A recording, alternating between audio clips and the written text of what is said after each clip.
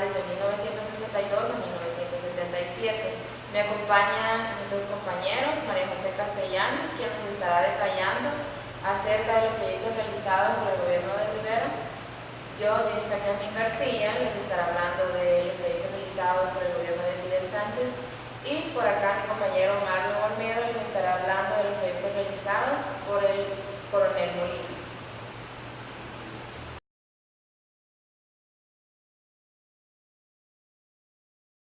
Yo les voy a hablar acerca del gobierno de Julio Adalberto Rivera, quien estaría en la presidencia de la República de 1962 a 1969. Para iniciar esto, es necesario hablar que él fue parte de la Junta Militar que gobernó El Salvador hasta 1961.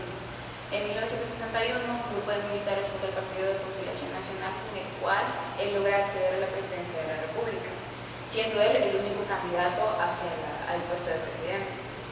En su gobierno podemos caracterizar varios aportes importantes. El primero sería la apertura Los gobiernos del PCN política. estuvieron caracterizados por una serie de continuidades y cambios. El gobierno de Julio Alberto Rivera, de 1962 a 1967, se caracterizó por estar en el contexto de Guerra Fría. Esto para El Salvador se tradujo en Alianza para el Progreso, que pensaba que a partir de la democracia y a partir de reformas se podría evitar el avance del comunismo no solo en El Salvador, sino que en toda América Latina. En el caso específico del gobierno de Rivera, tenemos reformas en el sector laboral que permitieron más libertades a los sectores urbanos de trabajadores. En el campo de la educación también tenemos un nuevo campus universitario que se fue gestando de 1930 a 1968, que son las actuales.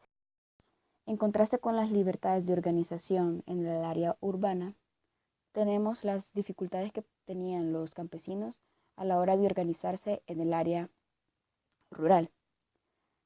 Gracias al apoyo de la Iglesia, sus campañas de alfabetización, capacitación y apoyando a los liderazgos locales, se logró que se formaran asociaciones de cooperativas. Esto era lo único que tenían derecho y lo que era legalmente constituido para los sectores de campesinos en el área rural. Para finalizar, podríamos decir que el gobierno de Julio Alberto Rivera se caracterizó por un mejoramiento al proyecto reformista que venía de años anteriores. También se caracterizó por ser un gobierno de libertades hacia los sectores trabajadores urbanos, además de una inicial apuesta hacia la educación, en específico la educación superior universitaria. Esto, en contraste, agudizó la pobreza y nunca concretizó el proyecto de reforma agraria que venía pendiente de años anteriores.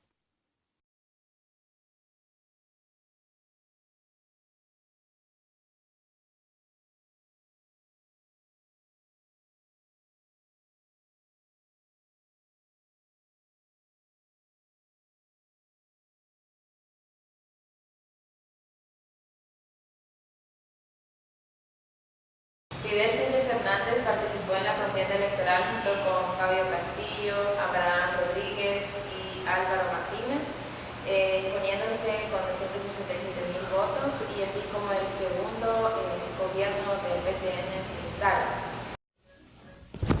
El gobierno de Fidel Sánchez Hernández se distinguió por liderar una profunda reforma educativa, la más importante de América Latina.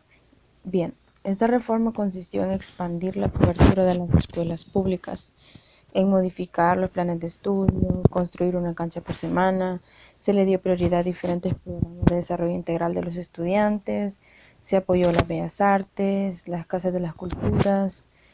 Hay que recordar que fue para este periodo que se fundó la Escuela Normal Alberto Ferrer, y lo más emblemático de ese periodo quizá fue la introducción en este gobierno de la televisión educativa. Para poder lograr todo esto, en 1970, entonces el presupuesto general de la nación contemplaba alrededor del 30% para educación, permitiendo el ingreso de miles de niñas y niños a las escuelas. Otro gran proyecto de este gobierno fue la reforma agraria.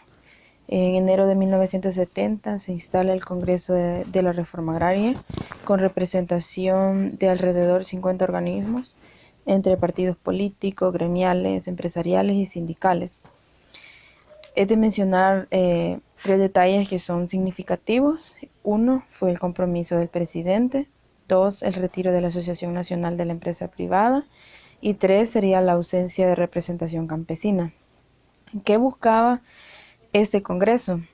En primer lugar, opciones para la población rural que se había visto desplazada a tierras del país que generalmente eran de segunda o tercera categoría, incluyendo tierras en laderas o, en otros casos, tierras en Honduras. También contemplaba las zonas de riego, donde se estableció límites a la extensión de la propiedad privada, se reestructuró el Instituto de Colonización Rural y otros proyectos que fueron dirigidos a personas que habían sido retornadas de Honduras luego de la guerra que se dio con dicho país. En cuanto al papel de los Estados Unidos, hay que mencionar que se enfocó en una política de neutralización, además de que envió un grupo de técnicos del Instituto Americano del Desarrollo del Sindicalismo para crear 2 organizaciones populares. Por otro lado, en cuanto a las exportaciones, la disminución en la eficiencia de funcionamiento del mercado común centroamericano obligó al gobierno a tomar medidas para la incentivación de producción destinada a este mercado externo.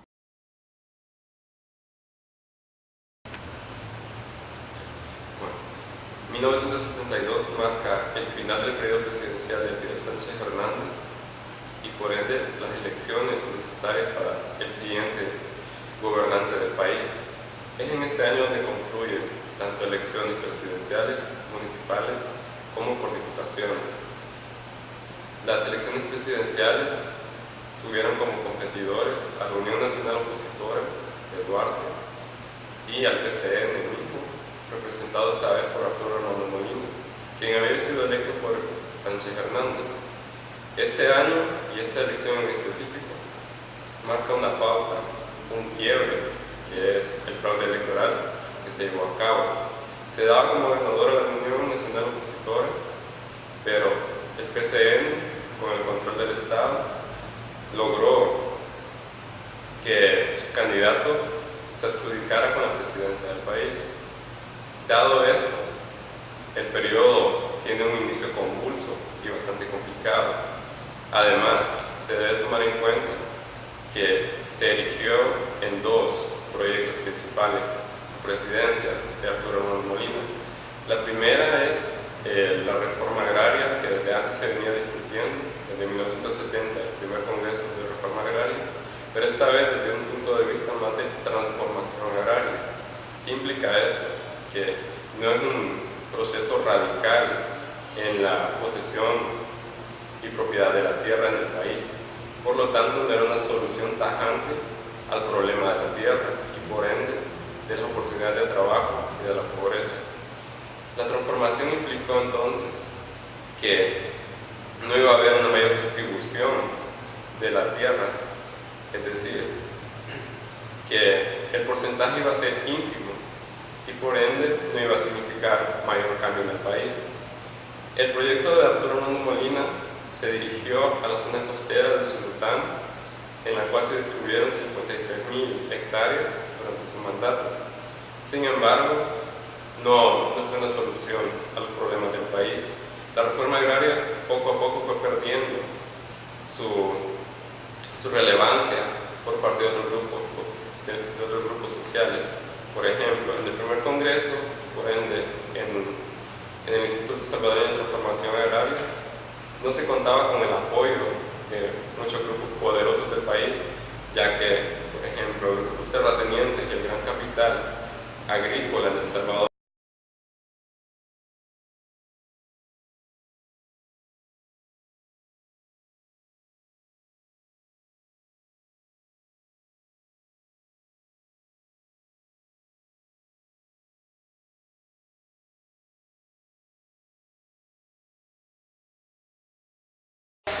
Sí. Para las consideraciones finales, cada uno de nosotros va a mencionar las correspondientes a su periodo y posteriormente haremos unas consideraciones generales de esta temática. Para el gobierno de Rivera, cabe destacar de que fue un gobierno que posibilitó las libertades políticas y democráticas en el país con la apertura y la representación proporcional en la Asamblea Legislativa, a la vez de los sectores sociales como los trabajadores urbanos, pero también se ven rastros de una continuidad de gobiernos anteriores. En el caso de Miguel Sánchez Hernández es rescatable, sobre todo en los proyectos que él impulsó, en este caso la reforma educativa, que fue importante tanto aquí en el país como en América Latina. En función del gobierno de Arturo Armando Molina, se puede tomar en cuenta que pese a que se trata de reformar y llevar proyectos de infraestructura, estos no presentan soluciones factibles a las problemáticas del país. Por lo tanto, la polarización y la tensión social aumenta. Esto llevando el camino hacia el conflicto civil. Pese a que estos gobiernos, los tres, son de carácter reformista y modernizador, no se puede quitar el carácter militarista que tienen. Por tanto, la represión y la tutela que es